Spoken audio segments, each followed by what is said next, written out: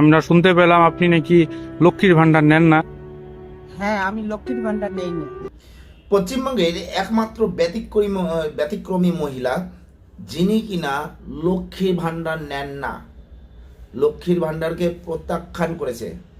কারণ উনি একথা বলে বোঝাতে চাইছেন সকলকে যে লক্ষ্মী ভাণ্ডার না নিয়ে যদি আমার ঘরের ছেলেটাকে একটা চাকরি বাকরি বা একটা কাজের সন্ধান দেওয়া যায় তবে আমার সংসারটা ভালো করে চলবে। তার থেকে ওই 1,000 টাকা লক্ষ্মী ভাণ্ডার নিয়ে আমার সংসারটা চলবে না। এই মহিলা সরাসরি বলছে আমি বিজেপি করি, আর এই বিজেপি করার কারণেই ছেলের নামে কেস দিয়েছে। ছেলে একটু শিক্ষিত, যাতে সেই ছেলের নামে যদি কেস পড়ে, লাল কালির যদি কোনো একটা দাগ পড়ে, তাহলে আর চাকরিতে তাকে কোনোভাবেই রাখা যাবে না বা অ্যাকসেপ্ট করবে না। যারা যেখান থেকেই ইন্টারভিউতে যখন দেখবে যে লাল কালির দাগটা আছে, তখন কিন্তু আর ওই ছেলেটাকে চাকরি দেবে না।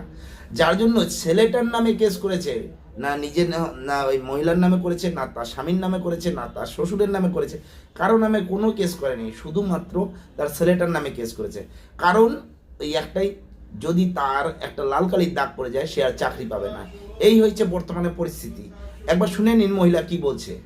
আমরা শুনতে পেলাম আপনি নাকি লক্ষ্মীর ভান্ডার নেন না। হ্যাঁ, আমি লক্ষ্মীর ভান্ডার নেই না। তো কেন নেন না? কেন নেই না? আমার বাড়িতে উপযুক্ত ছেলে আছে।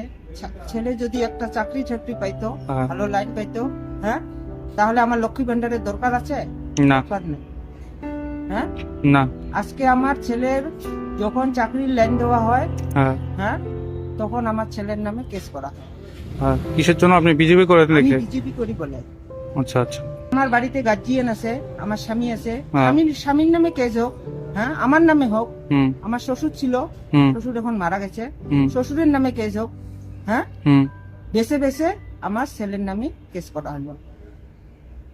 কি তোলামল আর কি যা করছে। হ্যাঁ। তাহলে কি করলো? আমার ক্ষতি হলো। হ্যাঁ।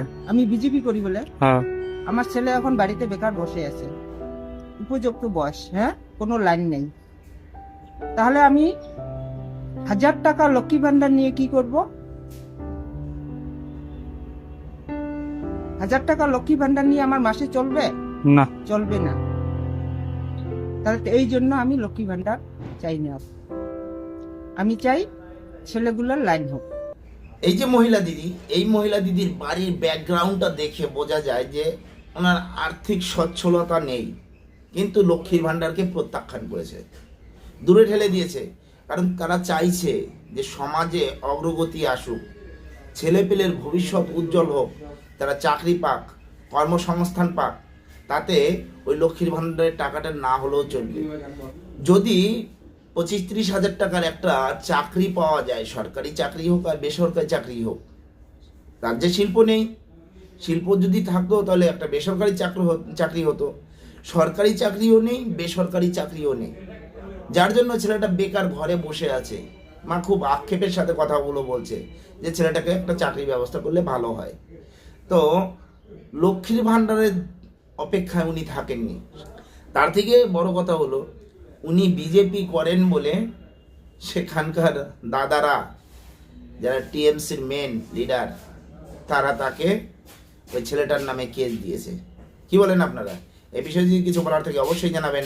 জয় হিন্দ, বন্দে মাতরম, ভারত মাতা কি জয়।